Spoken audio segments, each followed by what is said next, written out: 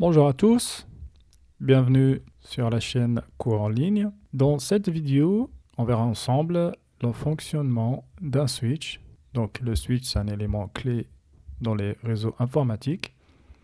Et on va voir comment il va gérer les adresses MAC et comment il va petit à petit remplir sa table d'adresses MAC, ce qui lui permet de efficacement faire circuler les données dans le réseau. Donc si vous voulez mieux comprendre, on va faire un petit lab là sur Packet Tracer, donc suivez la vidéo jusqu'à la fin. En ce qui concerne les adresses MAC, vous pouvez regarder les vidéos dédiées à ce sujet, où on a parlé des adresses IP et des adresses MAC. Je vais mettre le lien. Ce logiciel-là, c'est Packet Tracer, qu'on utilise pour faire nos travaux pratiques. Donc je vous mets le lien aussi pour Packet Tracer, afin de le télécharger et comprendre comment ça marche. Et également, je vous invite vivement à regarder la série depuis le début, parce que vous allez trouver des choses qui sont importantes pour la suite de ce cours. Donc il y a beaucoup de théorie, mais c'est pas vraiment beaucoup, c'est à peine 3 heures de théorie. Après, on plonge directement dans le pratique. Donc je vous conseille de voir les premières vidéos qui constituent la partie théorique des réseaux informatiques pour bien débuter. Si ce n'est pas fait, je vous invite à vous abonner à la chaîne. Cela m'encourage vraiment beaucoup à continuer à produire des vidéos sur les réseaux informatiques et autres. Donc merci beaucoup pour votre soutien et on démarre notre lab. Le but donc ici, c'est de suivre le comportement des switches et comment ils vont gérer leur table MAC. Comme on a dit dans la vidéo les composants des réseaux informatiques, on a vu la différence entre switch et hub. Donc là, vous pouvez référer cette vidéo-là pour voir le switch et le hub et leur différence. Donc là, on va dire par exemple, c'est la table MAC de switch numéro 1 et celle-ci, c'est celle du switch numéro 2. Donc au début, le switch, quand il démarre, il n'y a rien, il n'y a pas de trafic. Donc ça va être une table de routage vide comme ça. Et là, par exemple, on a le ET0 de PC partout. Ethernet 0 de tous les PC. Et là, par exemple, on a Giga Ethernet 1 de ce switch-là. Elle est connectée au Giga Ethernet 1 de ce switch-là. Switch 2, par exemple, et switch 1. OK. Donc ça, c'est cette table. Et ça, c'est cette table-là. Donc au début, le switch, il n'y a rien. La table d'adresse, elle est vide. Nous, le but là, c'est de surveiller et vérifier qu'est-ce qui se passe. Donc là, c'est théoriquement. Et après, on va faire pratique sur Packet Tracer pour vraiment surveiller ce qui se passe. OK, par exemple, moi, depuis ce PC 1, OK, je vais communiquer avec ce PC 4 là. Là, on va dire 1, 2, 3, 4. OK. Donc à partir de ce PC-là, et je vais communiquer avec le PC4. Donc je vais passer par ce switch. Je vais sortir par là. OK. Et sortir par là. Et aller ici. OK. La première fois, ce switch numéro 1, il va recevoir la trame du PC1. Ici, il va recevoir la trame. Et il va la mettre sur tous les ports connectés pour voir vraiment quelle adresse MAC est concernée. Et celle qui va répondre, donc, c'est celle qui est concernée directement. Après, lui, il va faire quoi? Il va mettre à jour sa table adresse MAC selon la réponse qu'il va recevoir. C'est-à-dire, ici, le PC va envoyer sa trame. Ici, elle va passer switch. Le switch, il va envoyer ici. Ici. D'accord? Le switch 2, il va faire de même. Il va envoyer ici, parce qu'il ne connaît pas le destinataire pour l'instant. Envoyer ici. Donc, le PC4, il va répondre. Le PC4, il va dire oui, c'est moi qui a cette adresse MAC là que le PC1 cherche. Donc, qu'est-ce qui va se passer maintenant? Le PC4, il va répondre à ce switch là et le trafic va repartir au PC1. Donc, la connexion, elle va être établie d'ici à ici. Qu'est-ce qui va se passer maintenant? Switch 2, il va mettre sur son port, par exemple, ça c'est le port 1 du switch, Et ça, c'est le port 2, Ethernet. Switch 1, ça c'est le port 1, celui-ci. Et ça, c'est le port 2, celui-ci. OK. Donc, switch 2, il va mettre mon port 2, j'ai l'adresse MAC du PC4. D'accord? Switch 1, il va dire sur mon port Giga Ethernet 1, j'ai l'adresse MAC du PC4 et j'ai sur mon Giga Ethernet 1 aussi, j'ai l'adresse MAC J1 du switch 2. Il va mettre autre chose, le switch 1, c'est quoi? Il va dire son port 1, il a quoi? Il a le PC1 connecté. Donc il va mettre mon port Ethernet 1, j'ai la MAC du PC 1. Et ainsi de suite, avec le trafic, la table, elle va se mettre à jour, elle va supprimer des entrées et elle va rajouter des entrées. Donc là, on passe à la pratique pour voir comment vraiment ça se passe. J'espère. J'étais clair dans les explications. Je vois un peu, c'est un petit charabia, mais j'ai pas réussi à faire mieux. Désolé. Et là, on va voir un peu en pratique à quoi ça ressemble. Donc là, je vais créer un petit réseau local. Donc je vais ici à Packet Tracer. Je vais prendre un switch. Je vais le glisser ici. Et quelques PC, 3 par exemple. Comme ça. Je vais prendre un autre switch pour comprendre vraiment comment Packet Tracer fonctionne et les options qu'il y a. Il y a la vidéo dédiée à ça, vous pouvez la regarder. Aussi, on va parler des adresses IP et des adresses MAC dans cette partie. Donc, je vous invite vivement à regarder les vidéos qui traitent le sujet des adresses IP. Comme ça, vous êtes à point. Je vais rajouter ici notre PC et je ne vais pas faire le câblage pour l'instant. Donc, le but là, c'est de voir la table MAC des switches 0 et 1. Je vais les renommer avant qu'on fait la connexion. Après, petit à petit, on va générer du trafic sur les switches et on va voir comment la table MAC, elle va se mettre à jour automatiquement et va rajouter des entrées de nouvelles adresses MAC appris sur les ports du switch. Donc là, je vais commencer par renommer le switch. C'est juste le display name. SW1, switch 1. OK. Et lui, je vais nommer switch 2. OK, donc nous avons PC 1, 2, 3, 4, switch 1, switch 2. Je vais maintenant configurer les adresses IP sur les PC. Je vais utiliser ce réseau-là. Donc, comme je vous ai dit, je vous invite à regarder la vidéo qui traite les sujets des adresses IP pour comprendre de quoi on parle. Donc, j'ai utilisé ce réseau. Je vais attribuer cette adresse pour le premier, pour le deuxième, pour le troisième et pour le quatrième. Donc là, on va sur le desktop du PC1. On va mettre l'adresse IP. OK. Avec le masque. PC2.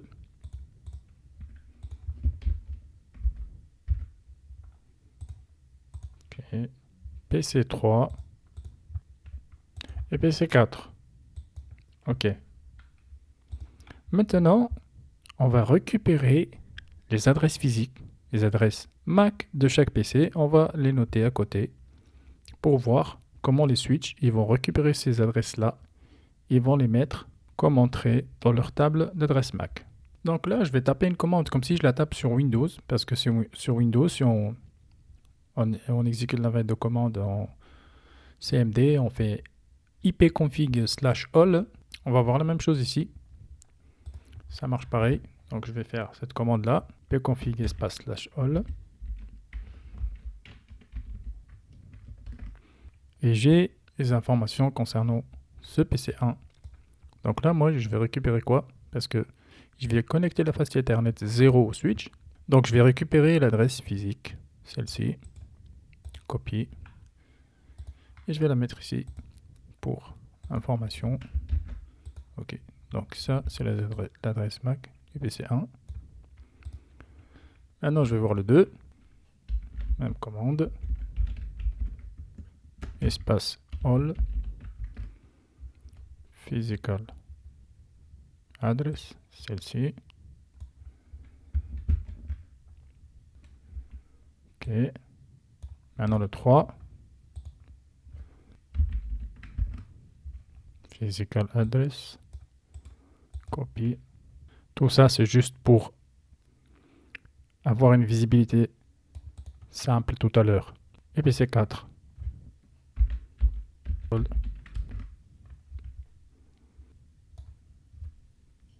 Donc là, si vous voyez, il y a l'adresse que j'ai mis tout à l'heure. Donc là, je vais récupérer cette adresse tranquillement. Ok, donc là, on a nos adresses IP et nos adresses MAC de chaque PC. Je vais me connecter sur le switch. CLI. Switch 1. C'est ça. Donc là, on a une table d'adresse qui n'a rien du tout en fait. Elle est vide. On voit bien que switch 1, le MAC address table, est vide. Il n'y a rien. Ok. Switch 2. Show.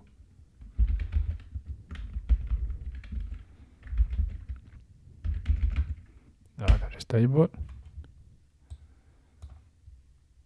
Elle est vide aussi sur le switch 2. D'accord. Là, je vais faire quoi?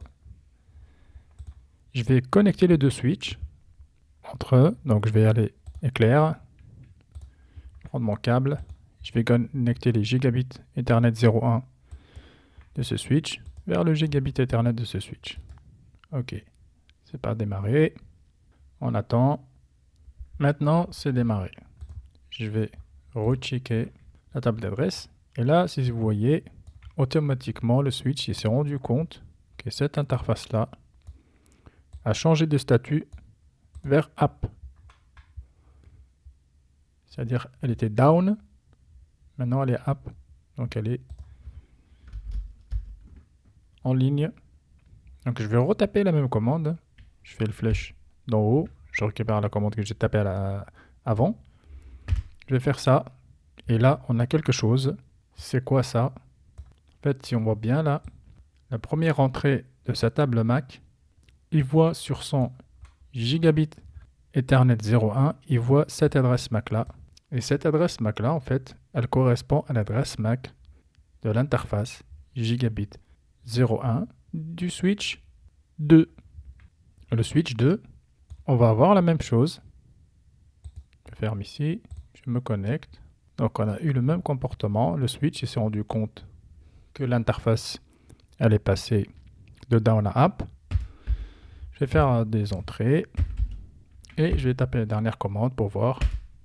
Et comme l'autre, on voit qu'il a rajouté une entrée dans sa table MAC. Donc sur son port Giga Ethernet 01, il voit cette adresse MAC là. Et cette adresse MAC là correspond à l'adresse MAC de Giga Ethernet du switch numéro 2. Je peux faire ça, par exemple. 6A19. Donc A3CE 6A19. Je regarde. Show Interface. Ethernet 01. Et là, il va me donner des informations sur l'interface et je vais voir, normalement, c'est l'adresse MAC qui a été détectée sur l'autre switch. Donc là, je monte un peu. Et je vois hardware address is, c'est-à-dire l'adresse physique de cette interface-là, c'est bien ça qui était vu sur le port Giga 01 du switch numéro 2. Donc je vais aller au switch numéro 2. Je vais voir sa table MAC et je vais voir 6A19. A3CE 6A19. C'est bien ça. A3CE 6A190030. C'est bien ça. Donc le switch numéro 1, il voit cette adresse-là. D'accord? Il voit cette adresse-là maintenant. D'accord? Switch numéro 2, il voit cette adresse-là. Donc les switches, ils voient ça maintenant pour l'instant parce qu'ils sont connectés l'un à l'autre. Ils ont échangé des trafics BPDU. Et ils voient ça. Maintenant, je vais connecter les PC. Ethernet 0, Ethernet 0, 0 à 2, 3. Et je vais connecter le dernier PC. Donc là, je vais faire quoi? Je vais générer du trafic, du ping. Donc là, c'est la première fois qu'on va faire le requête ARP. Donc on va voir le switch, comment il va faire du flood, il va envoyer partout. Et ça, pour voir, je vous invite à regarder les vidéos. La deuxième, c'est les composants d'un réseau informatique. Je vais mettre le lien. Et on va voir ici la différence entre routeur, switch et hub et comment ça fonctionne. Ça peut vous aider à comprendre ce qu'on fait maintenant. Donc là, je vais essayer de faire une simulation. Et juste laisser ARP pour voir le trafic, comment il va faire. Donc je suis sur le PC 1 et je vais faire un ping sur le PC numéro 4 et on va voir le flooding.4 et je vais faire un ping. Aussi, pour voir le ping, c'est la vidéo je crée mon premier réseau. C'est la vidéo avant celle-ci. Ok. Donc là, je vais faire un play. Donc le PC1, il a préparé le paquet. Je fais un play. Il arrive jusqu'au switch.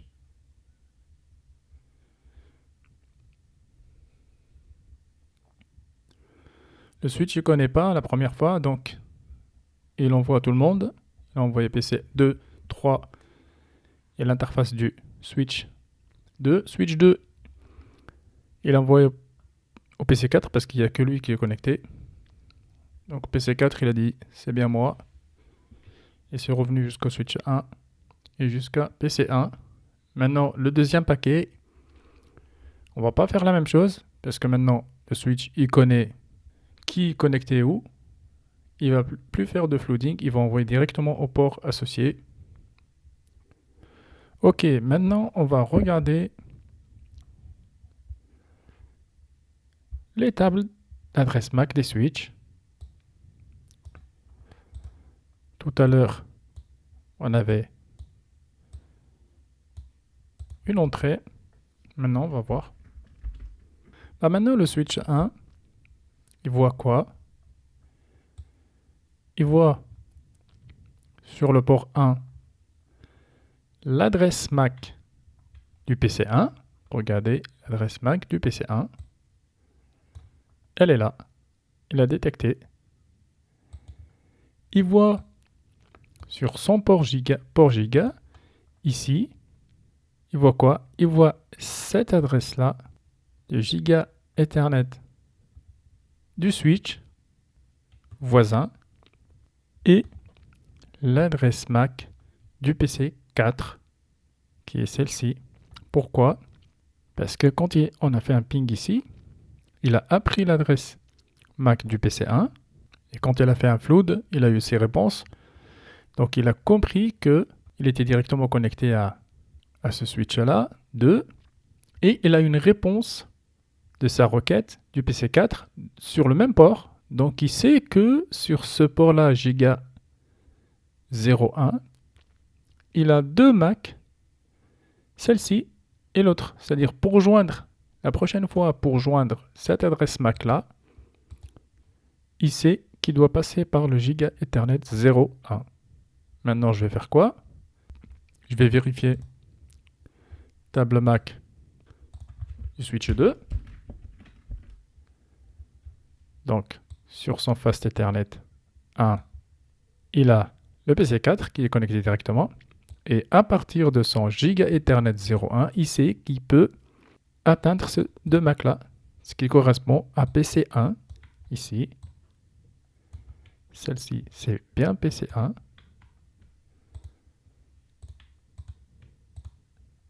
Et celle-ci, c'est l'adresse MAC de l'interface du switch numéro 1. Je vais encore générer du trafic maintenant. Je vais aller sur le PC4 et je vais pinguer le reste.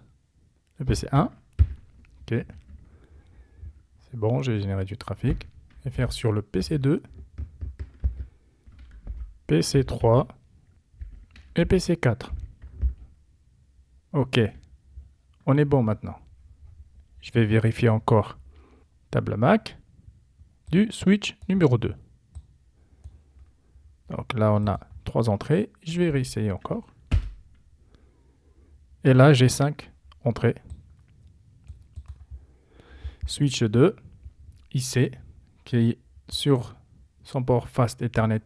Il a ça, ce qui correspond au PC4.